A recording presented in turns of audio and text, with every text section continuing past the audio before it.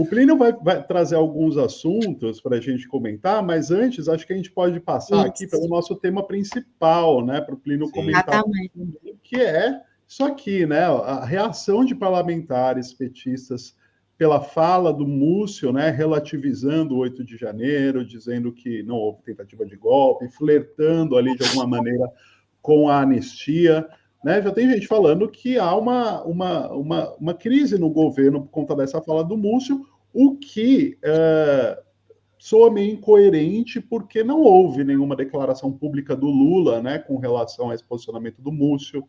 A gente sabe que o Lula é o fiador, grande fiador da permanência do Múcio no governo, né?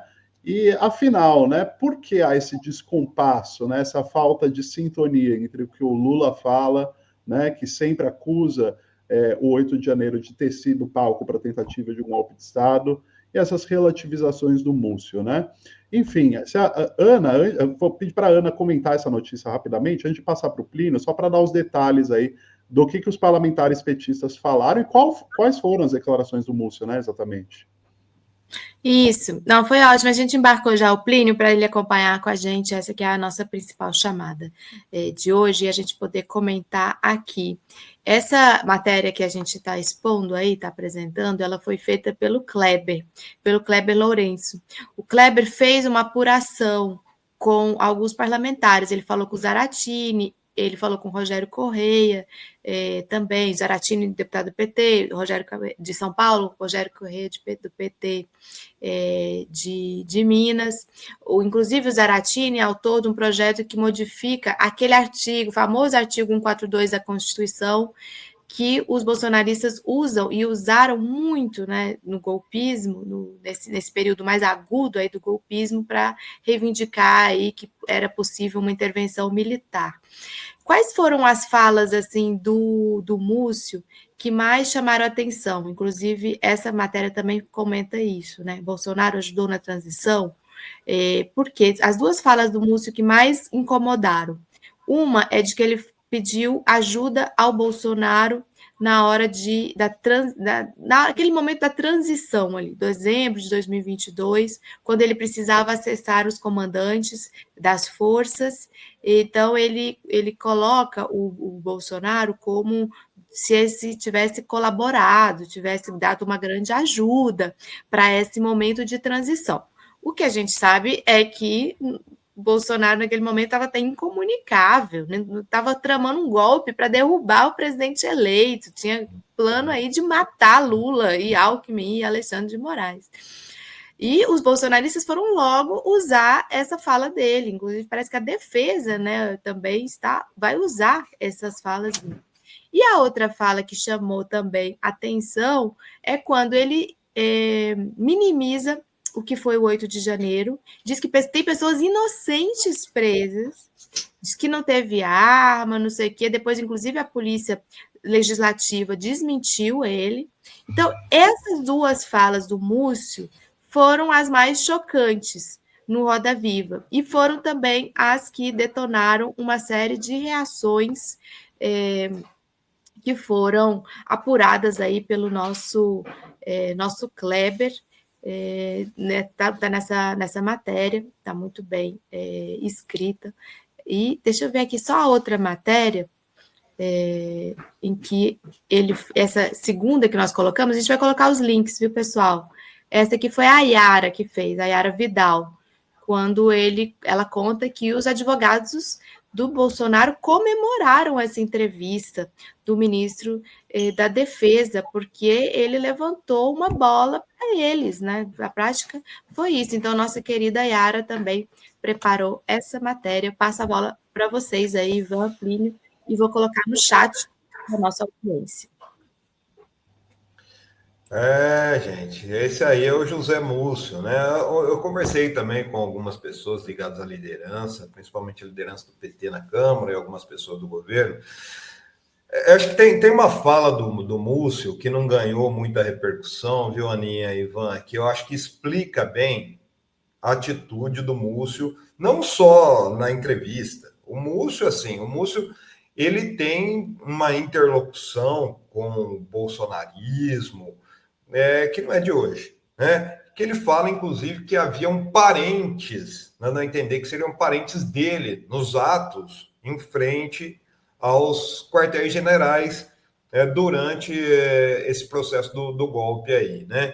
Então, assim, o que acontece com o Múcio? Existe, lógico, todo um mal-estar, ninguém, olha, das pessoas, até o pessoal da ala mais, digamos assim, mais contida do PT, o PT que trocou agora de liderança na bancada, saiu o Odar Cunha, que era um deputado mais contido, que não falava muito, entrou aí o Lindbergh Farias e o Rogério Correia, que são duas pessoas mais aguerridas, que eu considero mais aguerridas na luta. Então, assim, no amplo espectro dentro do PT e dentro da esquerda, assim, todo mundo sabe que o Múcio não é uma pessoa, digamos, confiável. Mas por que o Múcio continua aí, né? O Múcio, inclusive, colocou o nome dele no fim do ano passado à disposição do Lula para a reforma ministerial, dizendo que estava cansado, que não queria mais continuar. Mas tem uma questão que eu acho que é interessante, que o Lula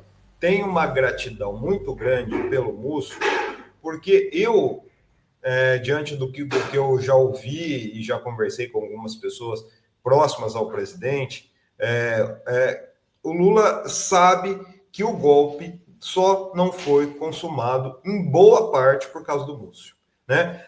Não sei se vocês lembram, mas no final de dezembro de 2022, os três chefes, os três comandantes das forças, né, do Exército, da Marinha e da Aeronáutica, colocaram o cargo à disposição, chegaram a deixar, e não havia quem assumisse, principalmente no Exército, não havia quem assumisse. Esse que está na foto aí, né, o Tomás, o general Tomás aí, que agora é o comandante do Exército, né, ele também sabia disso, ele foi um dos que resistiram dentro, segundo dizem aí, dentro do comando do Exército, a adesão ao golpe, né? Mas o que havia? Havia todo um clima de golpismo ali dentro. E o Múcio foi o responsável por lá fazer essa interlocução, porque, inclusive, não haviam militares de alta patente, inclusive quem fez essa garimpagem à época foi o general G. Dias, que quisesse ter uma interlocução com o governo. Então, isso fez com que o Múcio fosse colocado, ele tivesse essa importância dentro do governo que é dado pelo Lula, né? E fosse mantido até hoje. Agora sim, a gente sabe onde a banda toca, né, gente? O Múcio é uma pessoa mais alinhada, o Múcio sempre tem uma história aí junto com o Centrão, né? E assim, na alta cúpula conspiracionista. Então, ele tem toda essa questão que envolve essa figura e que ele não tem papas na língua, justamente porque, assim, se eu for demitido é um favor, né? Então, por isso que ele vai lá no Roda Viva e foi lá no Roda Viva e fez o que fez. Mas a grande questão é o seguinte, acaba, lógico, dando força para esse discurso, principalmente esse discurso que está em embate ali na Câmara dos Deputados, em relação à anistia, né? A anistia e a tentativa aí de se colocar o Bolsonaro nas eleições de 2026, viu? Aliás, é disso também que eu acabei de subir uma matéria ali, né, Ivan? Sim.